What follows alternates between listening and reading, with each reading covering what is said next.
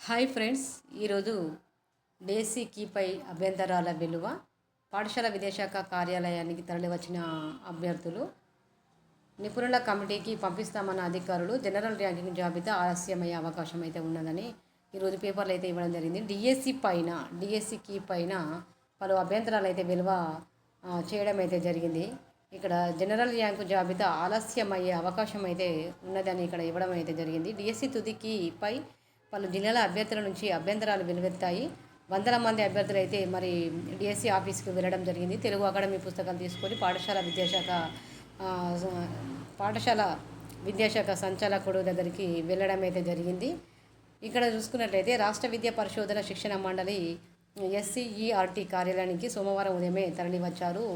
తదితర జిల్లాల నుంచి అయితే చాలామంది అభ్యర్థులు అయితే మరి సోమవారం ఉదయాన్నే మరి అక్కడికి చేరుకోవడం అయితే జరిగింది. డిఎస్సి కీపై అభ్యంతరాల విలువ ఈ నెల 6వ తేదీ రాత్రి డిఎస్సి తుది కీని విద్యాశాఖ వెల్లడించింది. ప్రాథమిక తుది కీల మధ్య మొత్తం 109 ప్రశ్నల జవాబులను మార్చింది.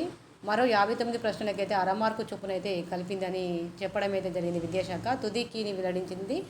మొదటగా అభ్యర్థులు కార్యాలయానికి వచ్చినప్పుడు కూడా వారి యొక్క అభ్యంతరాలను అయితే స్వీకరించలేదు. ఎక్కువ సంఖ్యలో మాత్రము అభ్యర్థులు రావడం వల్ల చివరిగా మరి విద్యాశాఖ దాన్ని స్వీకరించింది. వారి యొక్క అభ్యంతరాలను అయితే చివరగా స్వీకరించింది. పాఠ్యపుస్తకాల్లోని జవాబులను తాము గుర్తించిన తుదికీలోని వాటిని తప్పుగా చూపారని తమకు న్యాయం చేయాలంటూ పాఠశాల విద్యాశాఖ అదనపు సంచాలకుడు కె లింగయ్య ఎస్సీఆర్టీలో టెట్ ప్రత్యేకాధికారి రేవతి రెడ్డి గారికి అయితే వారు విన్నవించడం అయితే జరిగింది. టెట్ డిఎస్సీలలో ఒకే ప్రశ్నకు వేరువేరు జవాబులు రావడం అయితే జరిగిందని ఇక్కడ కూడా మరి అభ్యర్థులు అయితే అభ్యంతరాలను వెలువరించడం అయితే జరిగింది.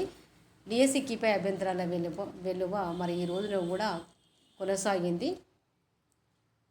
వియత్నాంలో ఆగని యాగి విధ్వంసం వియత్నాంలో ఆగని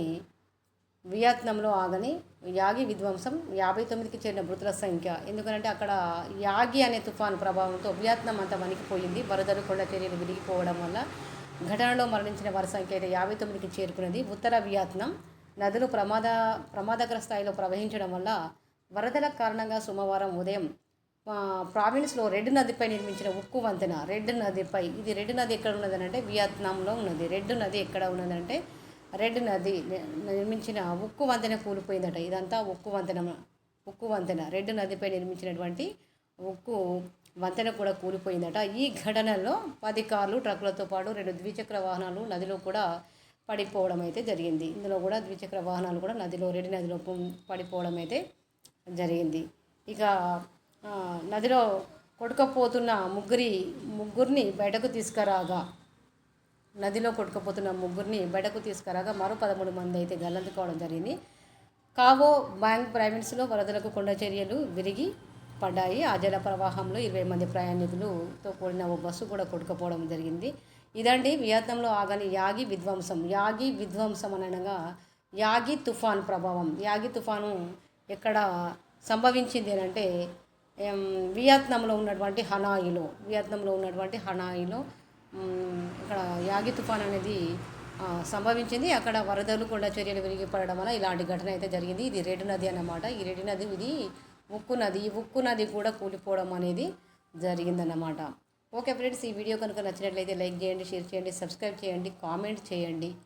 ఓకే ఫ్రెండ్స్.